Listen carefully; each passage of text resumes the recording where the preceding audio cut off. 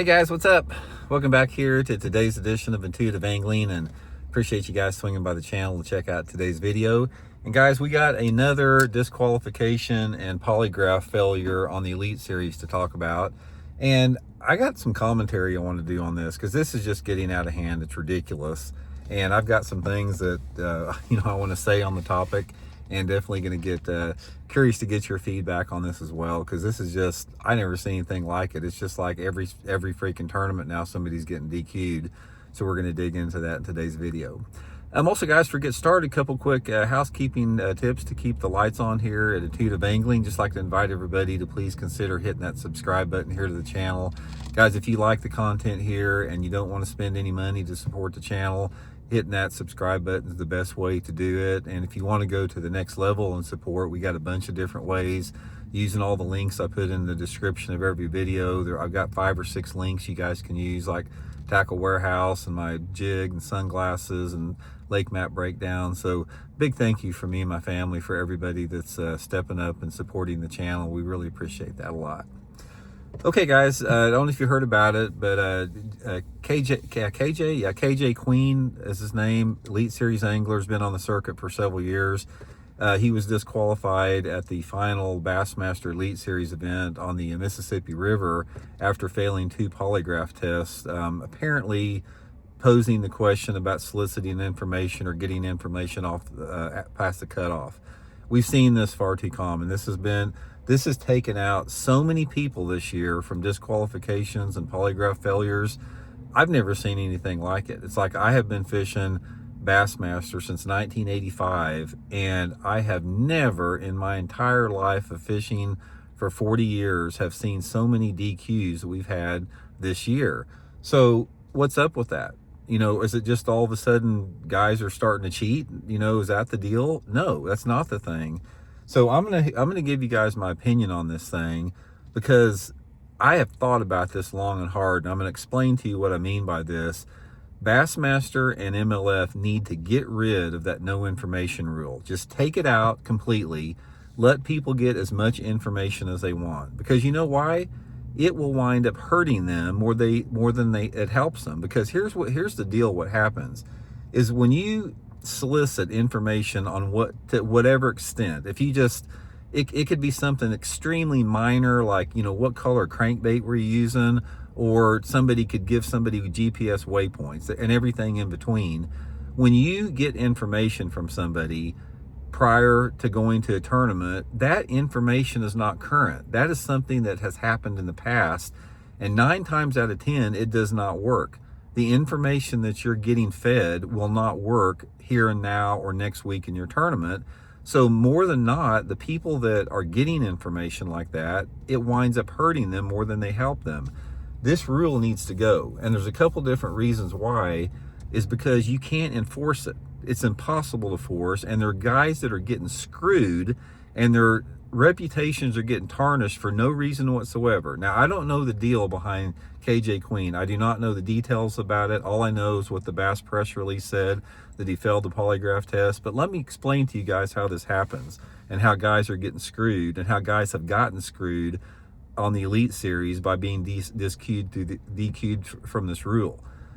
Here's how the scenario goes down. First of all, let's talk a little bit about the polygraph test.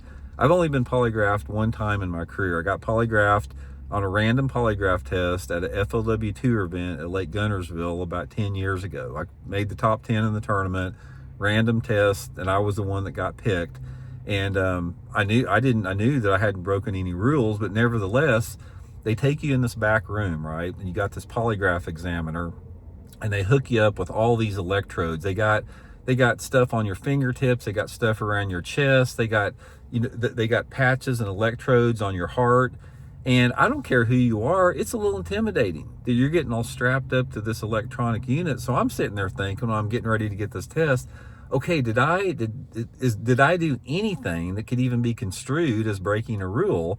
And I went through my head thinking about this or that or this or that. And it's like, I didn't do anything, but still there's a level of anxiety that everybody has. And I wind up passing the test just fine.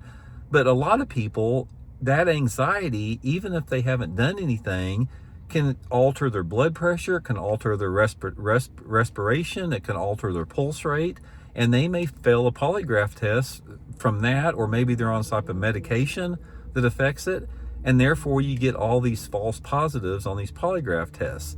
So that's the first thing. And all of my buddies, guys in the Rangers and Special Forces that I talk to, they say the polygraph test is the easiest thing in the world to manipulate one way or the other. So that's why it's not admissible in court, and that's why it needs to go. It does not serve any purpose other than, you know, discrediting and giving a bad name to people that can destroy people's careers. Okay, here's another thing that happens why you can't police that type of a rule. What is getting information? I'll lay out a scenario I've talked about before that has happened to every freaking professional bass angler in the world. You're at a tournament, right? And I'm sure if you guys have fished tournaments, it's happened to you. It's happened to me 100 times. You're getting gas at the gas station. You're gassing your boat up for the next day. Inevitably, some dude that lives around there comes up to you and he goes, "Hey man, how's the fishing?" And starts talking about fishing. And he starts saying, he goes, "Man, I can tell you where you can win the tournament." Or, "Hey, you know, I was out yesterday and I caught 2 limits of fish on this red wiggle wart or something." And they start talking fishing. And you tell them, and that's what I usually do. It's like, "Well, I appreciate it, but we can't receive any information." That doesn't stop them. A lot of times they'll just keep talking. And I've had several of them say, "Well, you know, you can't stop me from talking. I can sit here and talk if I want." And I've had them just spill out all types of information that I wasn't accessing and I didn't want. I was just paying attention, you know, minding my own business, gassing my boat up. But nevertheless, I was receiving information that was not intentional on my part to do so. Okay, so if this happened, say for example, in one of those literally 100 tournaments this happened to me, and if I got polygraphed, "Randy, did you receive any information?" Yeah, I did receive any information. Some dude at the gas station wouldn't shut up about trying to tell me where to go fish at, but I got information. So am I going to fail a polygraph test?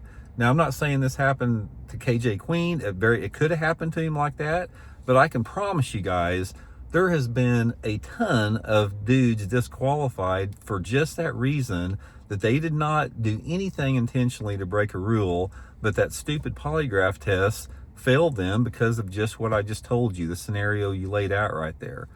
So I don't know what the deal is with it. I have never seen so many freaking disqualification for this no info rule. It's like, it's ridiculous.